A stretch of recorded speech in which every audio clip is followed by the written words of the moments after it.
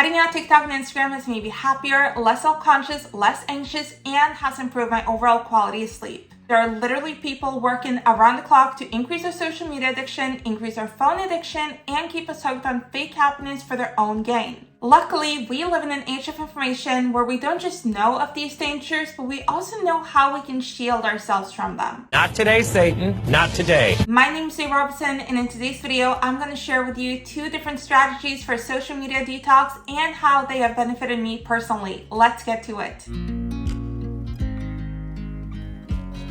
If you've seen my podcast episode on how to use social media without getting depressed, you are familiar with the 2 articles I'm briefly going to touch upon today. And because of that, I am going to, like I said, keep it brief. And also because obviously the brunt of this video is about specific steps we can take to reduce social media addiction and do a digital detox, not what social media addiction does in general. However, in all of my videos, I draw upon 2 things specifically. I draw upon my own personal experience and research. And obviously, I do feel that I should share that research with you. And also, obviously, I have chapters in this video, so if you're not interested in this part of the video, absolutely feel free to jump around. The first article is from Psychology Today and is called Anxiety and Social Media Use, and it's written by Dr. Phil Reed. The most important part of this article is how it talks about anxiety being this sort of circle. Dude, what does mine say? Sweet! What about mine? Dude, what does mine say? Where we get anxiety, from anything in life really, and we go to social media to sort of alleviate that anxiety. I know I've definitely done that a lot with TikTok, for example, to just distract my head and numb the pain and whatnot. And then we end up getting anxiety from social media just because of the nature of social media, whether that is how the algorithm pushes things that give you a negative reaction because negative emotions are often bigger than positive emotions, or that we get hooked, or that we compare our lives to others, or that we feel bad because we're not getting enough likes, or because we feel like we're being judged, or because we're getting negative comments. And yes, he also talks about comparison, which I briefly mentioned here, and FOMO, which I thought at first like, oh, I didn't get FOMO on social media, but what he's actually talking about isn't getting FOMO on social media, it's getting FOMO off of social media. So for example, if you're in the woods without cell service, which happens a lot in Norway, and from my experience in America as well, you kind of get this FOMO where you want to be on social. So I have to have my tools!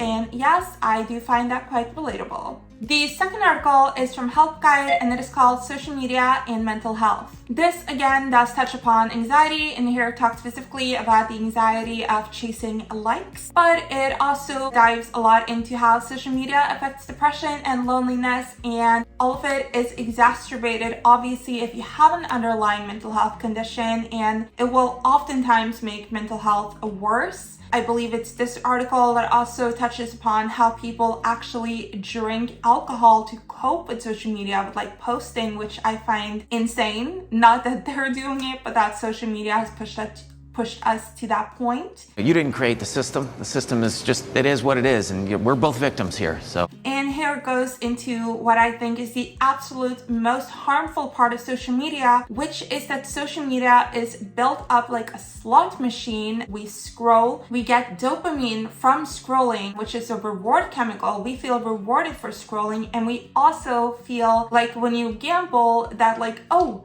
the next thing is going to be the best. Just one more. Come on, 22 black, 22 black, 22. Without actively thinking about that, you just have this overwhelming feeling of, oh, I'm just going to watch one more TikTok. And it's not your fault. It's because it's like a drug.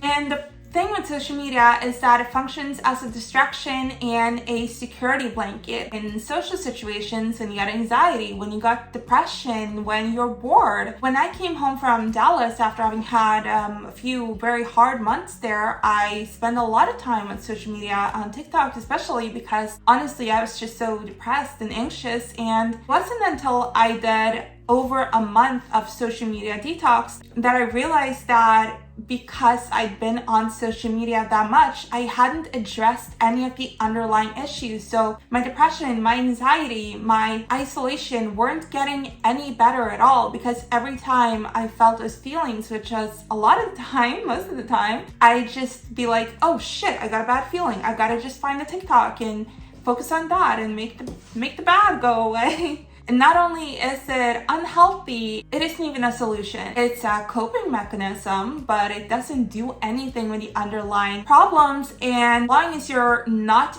digitally detoxing, if you're using social media as a security blanket, you're not going to get healthier. Your mental health isn't going to get better. You have to do that dopamine detox and cut out all those things that you're using as a security blanket if you actually want to feel better in a real way. And that being said, let's feel better in a real way. And one of those ways is by approach number 1, which is quitting cold turkey. And that is what I did the month leading up to Christmas. I was just like, you know what? No.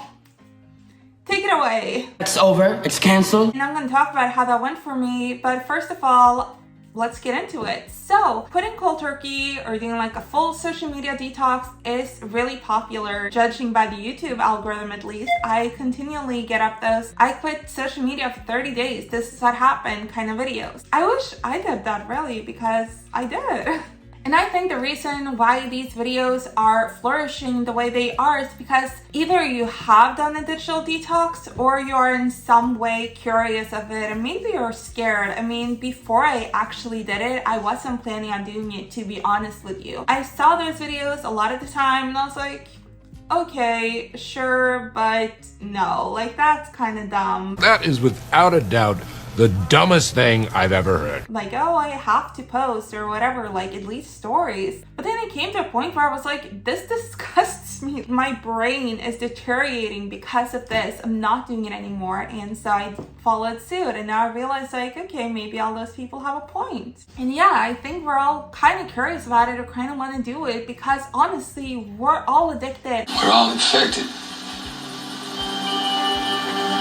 And not just Gen Z, not just millennials, but Gen X, boomers, all of us, Gen Alpha, probably from the womb, we're addicted. And the further you get into your detox, the more you'll realize that you are. And the reason why I prefer cold turkey is because I feel like if you don't do cold turkey, it's just so easy for it to get out of hand. Like me personally, at least with my personality type, if I'm like, oh, I'm just gonna do a little, it goes out of hand immediately. Like I don't. For example, if I don't want to eat chocolate, I can't eat chocolate. If I eat chocolate one day, I'm gonna eat chocolate the next day. So I think that's a good reason to do cold turkey. And then the other reason is because when you do cold turkey, for reasons I'll go into later, you'll realize like how bad your addiction really is, and it's sort of a wake-up call. Wake up. Hey. That being said, this is how you do it. First of all, I think it's a good thing to let people know that you're leaving social media. I kind of have appreciated when the friends that I share the most memes with or whatever let me know. It's just so that people don't think you're ignoring them. If you don't answer their snap or don't answer their memes and stuff like that, you know? Especially because social media has become like a very dominant form of communication. So it's just polite, but you don't have to. It's just something you can do. Also for your own peace of mind, because a lot of the time the reason why we stay on social media is for other people, because we feel like we have to and like that we owe someone to be there, and they're like, oh, but what if someone sends me something and I don't answer? And that's how you just let them know, because then you can't blame it on that. After that, obviously delete the apps. If you have the apps on your phone, you'll just open them without thinking. And that's actually one of the first things you'll notice when you delete them, is that a lot of the time you'll do the little, you know, when you pull down, you're gonna write it in, and then you're like, oh, I didn't even know I was trying to go on TikTok or Instagram. Like, how often do I go on TikTok and Instagram if I have them deleted and then like looking for them now without realizing that I'm doing it?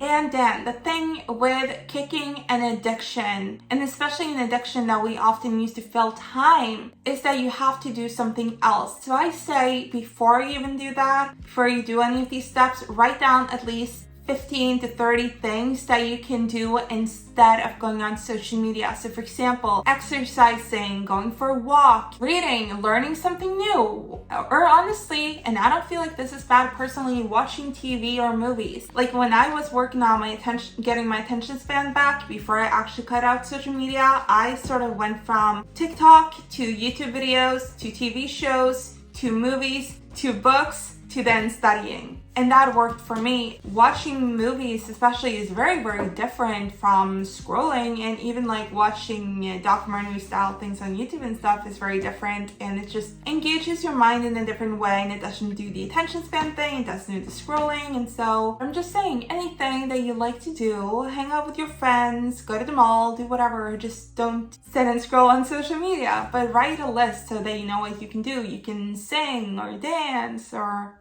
I don't know what people do. And I was human.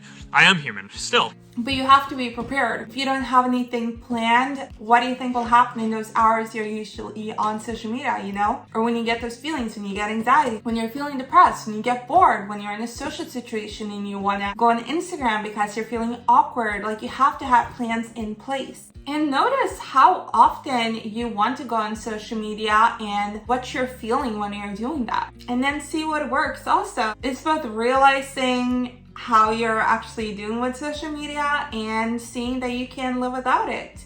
Personally, what I noticed, and I still do this, is that like I always want to read comments on things because, you know, especially TikTok is such a comment type of social media. So like when I'm reading an article or something, like not an article online, but like an article when I'm studying, I'm like, oh, I wonder what other people said about this. Like I literally think that sometimes, and I'm like, wait a minute, I'm reading something on paper. There's not a comment section on this paper. What am I thinking? And I would feel super bad for that. But like Bria Jones, one of my favorite influencers, said that she noticed that she kind of had a social media problem when she was looking at a pill bottle and tried to like swipe to see more information. It's crazy because that's just the world we're living in right now. And then the best part of doing the cold turkey digital detox is when you realize that you haven't even tried to look for the app or thought about the app for like weeks. You're like, yes. It's such a good feeling. And noticing that like, oh, I can really take or leave this platform. It's like freeing. First of all, I will say that you don't have to choose an approach. You can do one approach and then do another approach. Like I think that doing cold turkey and then following it up with major cuts can be a good plan. But in general, I think major cuts is better if you're just feeling a little overwhelmed but don't feel like addictive. Just be like, okay, I want to cut this down, or like maybe see if you can live with less platforms, or you're spending less time on it, trying to use your time more effectively, stuff like that. So first of all, cut out most of the apps and or cut down your time on the apps. For cutting down, there are two different categories. First of all, cut out obviously whatever you're most addicted to. Secondly, cut out whatever apps you can take or leave. So for example, I cut out TikTok because I was spending a lot of time scrolling on TikTok, and I've in the past, for most of my life really, not had Snapchat because I hate it. I truly hate it. Hate. Double hate. And I've mostly had Snapchat because I've been forced by friends. And right now, don't tell anyone, I do have Snapchat because I have to see videos of my niece when I'm not living in the same town as her to see her grow up. It gives me joy. And it's nice having Snapchat give me joy, but if it wasn't for that, I wouldn't have it. And any platform that you're like, I don't really, cut it out. The time you're spending on social media platforms that you don't even like is actually real time taken from your life. So either cut out the platforms you're most addicted to and the platforms that give you the least value, or at the very least, decide how much time you're going to spend on social media each day. The easiest thing to do here is to say, oh, I can be on social media between this hour and this hour. Because if you're just saying like, oh, an hour a day, how are you going to keep track on that realistically? I'd also say, and I recommend this either way, to when you go on social media, be very clear on why am I going on this platform right now. Honestly, just do what you're there for, get in, get out. Get out. For example, if you're there to answer your friends, or if you're there to post something yourself, but don't get into the whole scrolling thing. And it's so easy. Like, I don't care about Facebook at all. I literally hate Facebook. And even so, sometimes when I go into like accept a friend request or check something on a messenger board, I literally scroll for like 3 posts and I'm like, why am I scrolling on Facebook? What happened?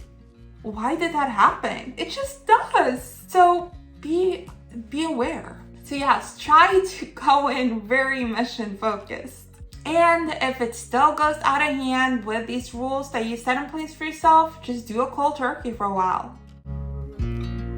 following these approaches, the problem of the social media addiction should sort of fix itself. You know, personally, I've experienced that quitting social media is kind of like how people describe quitting smoking, or how I felt really quitting meat products, you know, which is like once you get that healthy distance, it gets a little bit gross. Like, obviously, don't get me wrong, I do still have a lot of aspects of social media that I love, and I am literally sitting here filming a video right now, and when I'm watching this later, I'm gonna be literally sitting editing a video. So I do absolutely have parts of it that I love, but the whole scrolling on TikTok thing and spending lots of time on social media, it sort of gives me the ick in a way, I guess.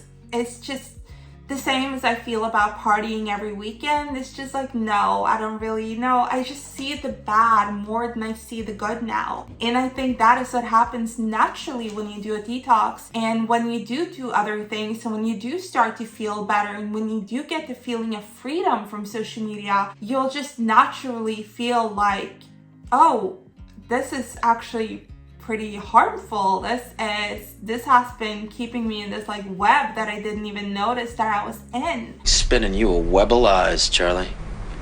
What are you talking about, dude? So for the most part, I think the more distance we get to it, the easier it is to sort of have a healthy life social media balance moving forward. But obviously, it's like any bad habit that depending on your life situation, it's easier to fall back into it. So I will say that always just try to keep an eye out on how social media is affecting your mental state and your overall life. And if you do need a new digital detox, you can always just go back and do one. And you can always go back to this video, and if you found it helpful, then please like and subscribe, and I'll see you soon.